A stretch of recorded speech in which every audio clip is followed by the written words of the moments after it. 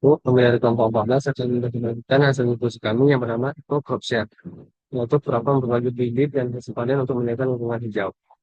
Jadi kami beranggotakan dua orang, yaitu Fatih Ahmad Yazi dan saya sendiri Rusdi Sumansyah. Latar belakang latar belakangnya itu banyak individu dan komunitas memiliki bibit atau hasil panen lebih. Bibit sering tidak dimanfaatkan dan berakhir sebagai limbah. Akses terhadap bibit berkualitas kadang terbatas, terutama di wilayah perkotaan. Minimnya platform pertukaran hasil pengiriman mudah dan cepat ya. Permasalahannya itu kurangnya wadah digital untuk berbagi tanaman. Tidak ada sistem lokal yang memfasilitasi barter atau berbagi hasil kebun. Masih rendahnya kesadaran kolaboratif untuk menggunakan lingkungan lewat pertanian doa. Solusinya yaitu kami menghadirkan aplikasi EcoCrop Share. Itu media digital untuk saling berbagi, perintah dan tetap hasil kebun. Itu mendorong pemanfaatan hasil panen rumahan, mengurangi limbah pangan, serta menyediakan ruang edukasi dan aktivitas seputar pertanian. Selanjutnya akan dijelaskan oleh rekan saya. Selanjutnya itu ada fitur-fitur aplikasi kami. Mungkin saya bacakan saja karena akan dijelaskan pada demo nanti. Pertama itu ada login dan registrasi, lalu ada dashboard, daftar bibit dan panen, lalu ada permintaan. Selanjutnya itu ada tambah edit post dan permintaan, lalu ada review tukar, ada artikel edukasi, profil pribadi, dan komentar. Jadi kan ada teknologi dan implementasi, kami di sini menggunakan React, yaitu sebagai library JavaScript untuk membangun antarmuka pengguna yang responsif dan berbasis komponen. Lalu selanjutnya itu ada TypeScript, itu proses dari JavaScript yang mendukung static typing, membantu menangkap kesalahan sejak awal dan membuat kode lebih mudah dipelihara. Lalu ada VS Code, yaitu sebagai editor modern yang fleksibel, mendukung ekosistem React, TypeScript, dan lain-lain. Lalu selanjutnya ada Python, itu berarti modern yang sangat cepat digunakan untuk membuat proyek dengan waktu kombinasi dengan cepat, itu untuk pengembangan React. Selanjutnya, untuk demo awalnya akan didemokan oleh Mas Leon. Baik, yang pertama itu ada login page, di mana login ini dapat kita lakukan dengan masukkan email dan password. Namun jika belum ada akun, silakan mengisi terlebih dahulu form pendaftaran. Di sini saya contohkan dengan akun yang sudah diregistrasikan sebelumnya.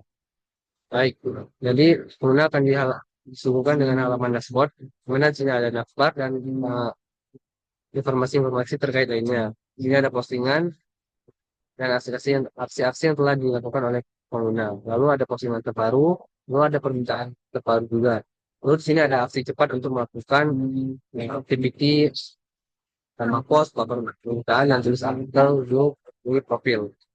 Terus ini dapat menjadi artikel juga. Ini ada footer dari aplikasi atau Propshare. Lalu untuk fitur selanjutnya itu ada bibit dan hasil panen. Pada fitur ini beberapa komponen, yaitu di sini ada search bar, lalu kita dapat menggunakan filter, jadi ada bibit dan hasil panen. Lalu kita bisa melihat beberapa postingan dan filter lainnya dan postingan kita sendiri. Di sini kita bisa lihat detail. Ya, jadi ini adalah postingan kita sendiri yang ditandai dengan kita dapat mengedit post, tandai selesai dan hapus post. Jadi kita dapat mengedit postingan kita seperti jenis, lalu ada beberapa form lainnya yang dapat kita isi. Lalu kita juga bisa menandai selesai. Jadi kita dapat memasukkan nama penerima dan catatan sebagai opsional. Lalu kita juga bisa melakukan hapus postingan. Nah, kita juga bisa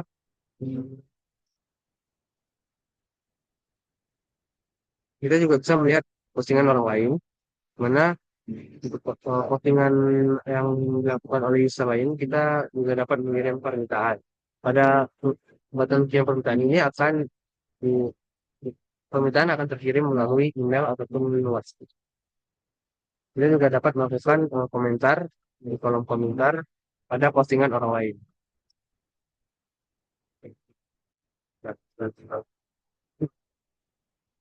Selanjutnya ada fitur permintaan. Jadi fitur permintaan ini kita dapat melakukan permintaan terhadap user lainnya. Bisa kita ingin meminta bibit ataupun hasil panen user lainnya.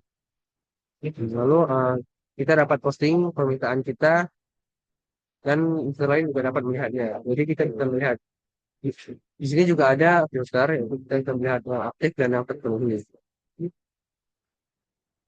Kita bisa melihat detail.